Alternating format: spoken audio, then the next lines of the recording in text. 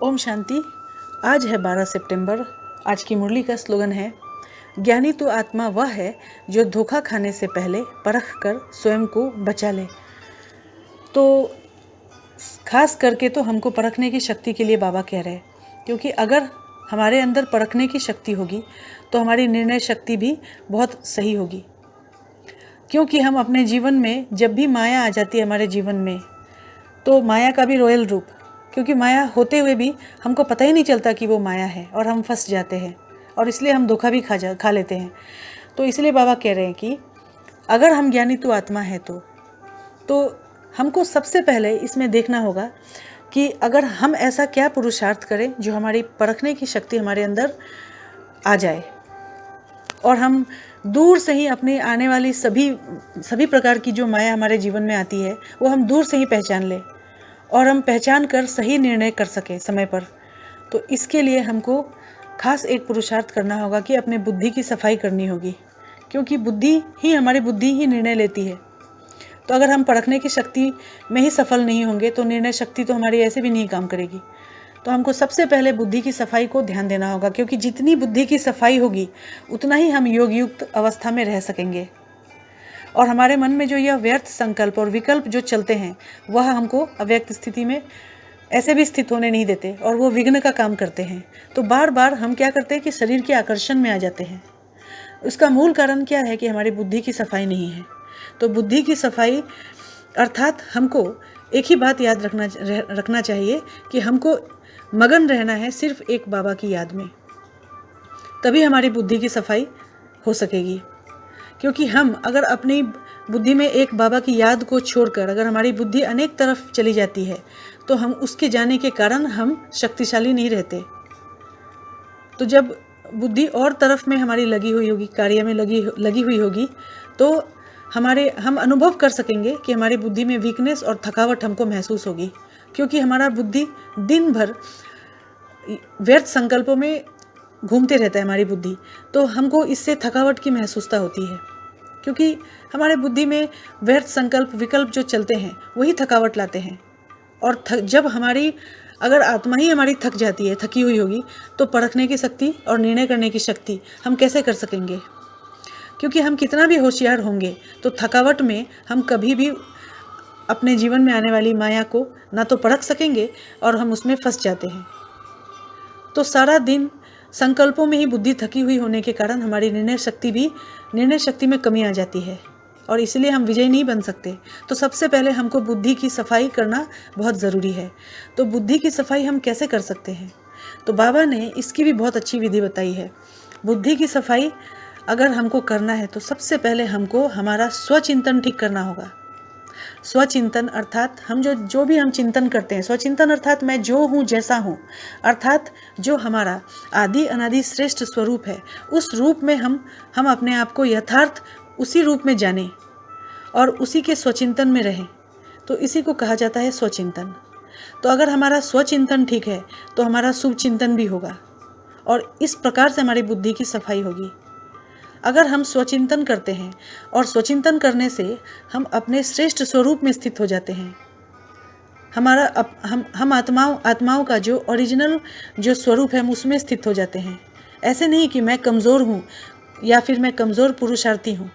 अगर हम इस प्रकार का कमज़ोर संकल्प करते हैं तो हम कभी भी माया जीत नहीं बन सकते।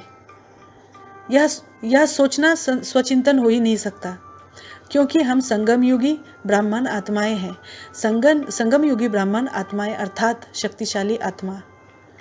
तो हम पुरुषार्थहीन व ढीला संकल्प कर ही नहीं सकते, क्योंकि ऐसा करने से हम देह अभिमान में आ जाते हैं। यह देह अभिमान की रचना होती है, क्योंकि स्व अर्थात आत्माभिमानी स्थिति, इस स्थिति में यह कमजोरी की बातें हमारी आ ही नहीं सकती।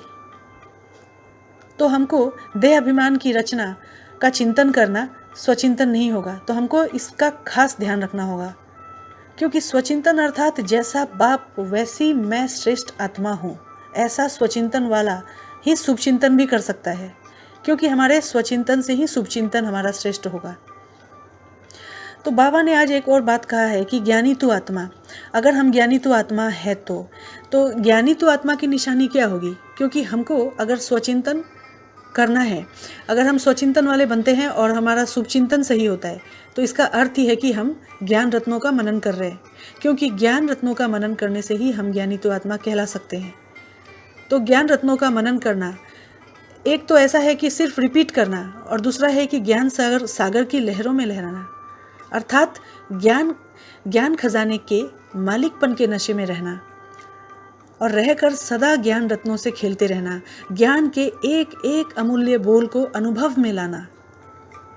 अगर हम अनुभव में नहीं लाएंगे और सिर्फ रिपीट करेंगे या ऊपर ऊपर से चलेंगे इसमें, और सिर्फ एक कान से सुनेंगे और दूसरे कान से निकाल देंगे, तो इससे हमारा कभी स्वचिंतन ठीक नहीं होगा। क्योंकि अगर हमको स्वचिंतन करना है तो हमको सबसे पहले ज्ञान रत्न जो बाबा से हमको मिल रहे अमूल्य ज्ञान रत्न, उसमें हमको स्वयं को बिजी रखना होगा।